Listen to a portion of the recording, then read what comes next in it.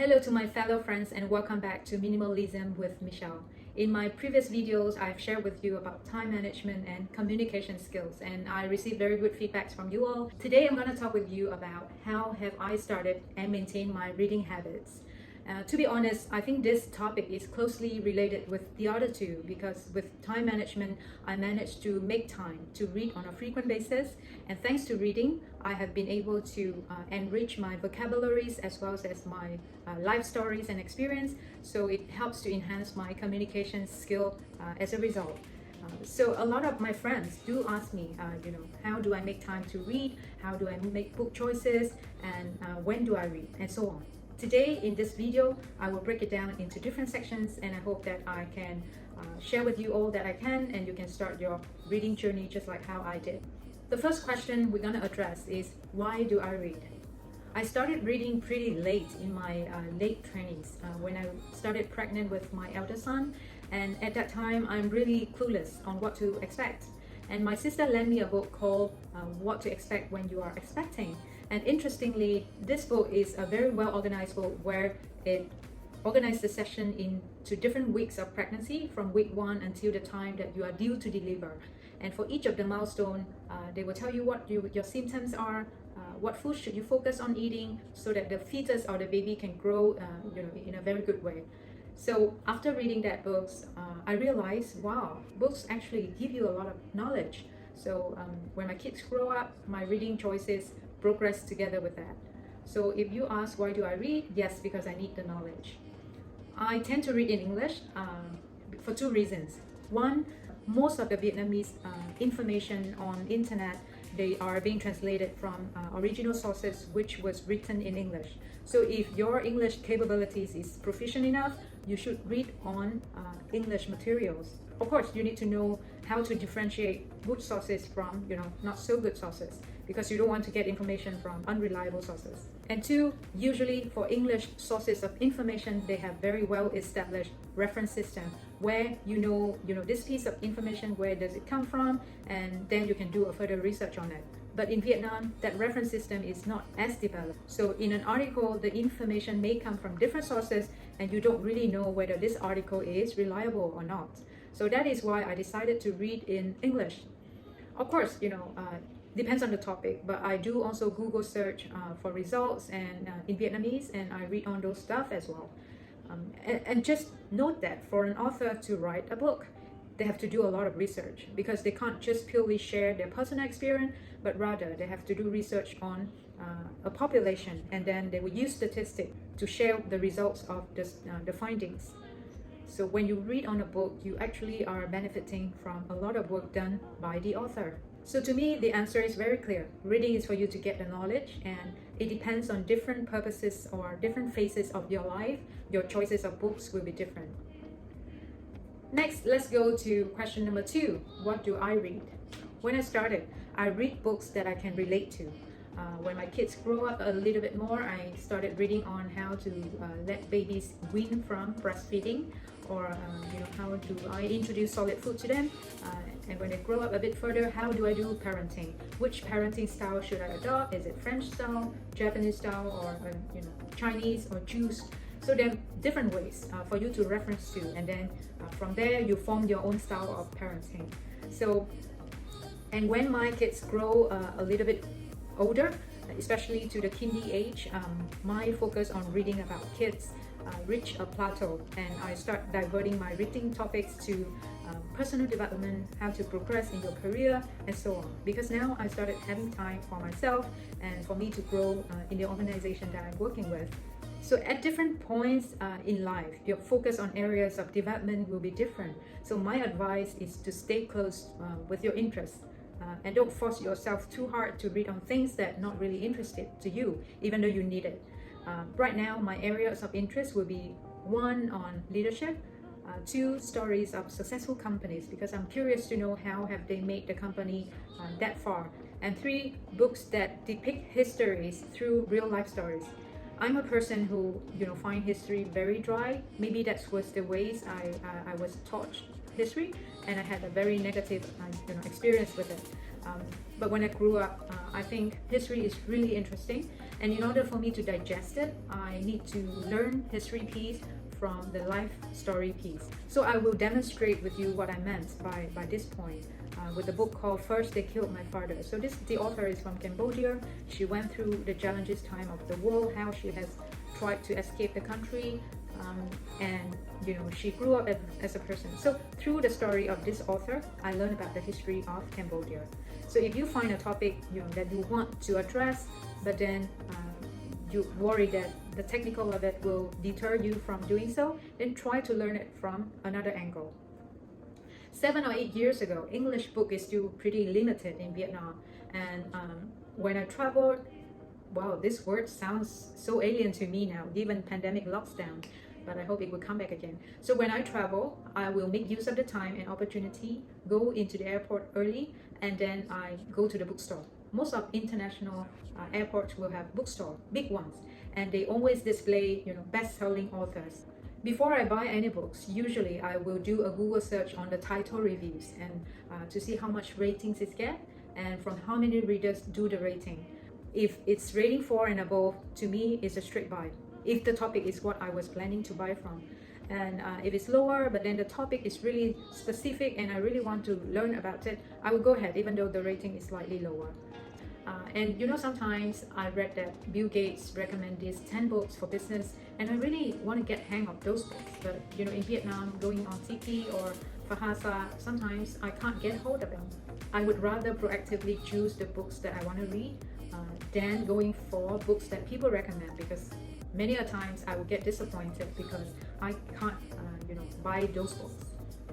So as a start, I didn't really plan to become a rigorous reader. So after finishing first few books, I believe that books is definitely one of the very important ways for me to grow as a person. If you talk about hard skill, books may not be the best choice, because learning on the job is what really matters when you do your work. But for soft skill and personal development, go for books, because unless you have a lot of friends who have a lot of skills where you can learn from, and also it depends on your best learning mode. Somebody learn best by listening to others, somebody learn best when they read or watch TED Talks. So find your best learning method and channel and stick to that. I'm used to reading English textbook during my university time, so reading in English is not really a problem to me.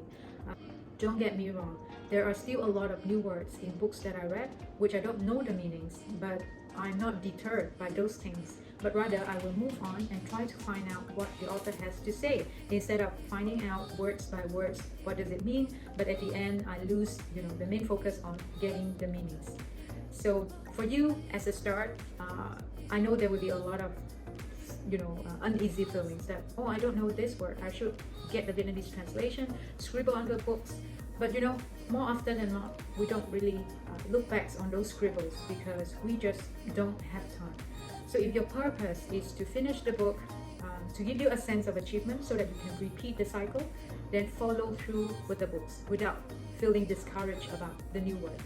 So I want to share my formula for you to get used to the habit of reading. First, you read things you like. Simple books, but things you like. Finish one book, finish 2 books, finish many books as you want to, until it becomes an easy experience to deal with. And then when it already instilled into your habit, you can then explore into harder subjects. In my case, it's history. So that is how I instill my habit of reading and how to progress it even further in the future. And a few of you ask me whether it's a bad thing, if you read a book halfway and then you want to stop and move on to the next book, or sometimes you want to read 2 books at the same time because you don't want to get bored with one topic. My answer, by all means, go ahead if that's what you want to do, because especially at this stage when you are trying to build the habit, stay true to your feelings, because it helps you to feel that reading is actually pleasant and I can do things that I want to. And you know what? Our brain is smart enough to deal with 2 or even 3 books at a time. Doesn't matter. Just like how kids are being multilinguistic at the same time because their father and their mothers are from different nationalities. So you should not force yourself too much because it doesn't help you in that habit building process. For example, when I read the book called The World is Flat, it's an amazing book. It's a book that gives me an eye-opening view on how globalization has impacted every corner of the world. But to be honest, when the book is this thick and when I reached half of it, I started to feel bored because the author started to repeat himself, and I feel annoying, right? Because it's the same point, but he kept repeating it. So I decided that's enough. Okay, I have get the gist of the book. In another occasion, I will be reading on books that are pretty technical and I feel overwhelmed. And in order to balance myself out, I alternated with a fiction books. So on a few days, I read on this more on the technical side, and then on the other days, I will read on the fiction side. So it gave me a good balance. So that's also a tip that you can try. So how else do I read? I take notes. This habit didn't really start from the very beginning, but I learned about it along the way from other readers, and I think it's a good tactic to have. Some of you may know I do sell my secondhand books to friends, and the proceeds I will donate to SOS Village. And with this initiative, I've been doing it for a few times for the past 2 years, and I find that because I know I'm gonna sell the books, right? So I better read it carefully. I better take notes of the key points I want to remember, so that when I give the books away, I don't feel, oh, now I have no source of reference anymore. So the action of giving away books and donate the proceeds to charities actually has a lot of benefits. One, I can declutter my shelf and give space for the new one, so my house will be clean and tidy all the times. Two, I would love to give you convenience in getting the books that you feel interested in at a discounted price, right? And three, I'm helping the orphanage with the proceeds from the sales. And now, last but not least, when do I find time to read? A very good question. When my son started primary school, he then has to go to school pretty early, 7:30.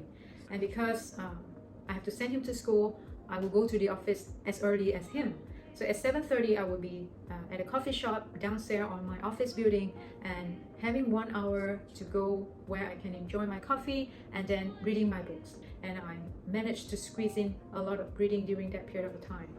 Now I have moved house, so my house is further away from my kids' school, but then because it's far, I don't really send the kids to school, so I managed to get out of the house early as well, and then I repeat the cycle. Just that I need a coffee shop where I can sit down and then read my books. So and also during the weekends, right, my kids will have their extracurriculum classes. So during that 1 or 2 hours sweet time of waiting, I will find a nearby, again, coffee shops and then do my readings. So those are the occasions where I read a lot. Of course, with pandemic, lockdowns, no coffee shops, I have to adjust a little bit, right? Now I will read on the balcony, in my bedroom, and so on. So we have to adjust with the situation, and it hasn't worked as well because I also have a lot of distraction from cooking, from house chores, from taking care of the kids 24 hours. So but it's already my habit, so I'm not really concerned about it. So to wrap up, reading is my habit, and I really love it. It helps me to grow as how I am today. I have a very close friend who asked me one day, Michelle, why do you read so much? Don't you think applying what you already know is more important than reading on new things? So he made me think, right? Of course, he's not trying to criticize that you are too theoretical, you just focus on books, you don't focus on reality. I take it as a reminder that, okay, I read a lot, yes, that's good, but more importantly is how I applied it to my real life, right? So I always have to remember a book is as good as nothing if you don't really practice it. So that's my advice to you. You don't have to read a lot, but you should internalize what you have learned so that you become a better self every day. Thank you for watching and have a good weekend.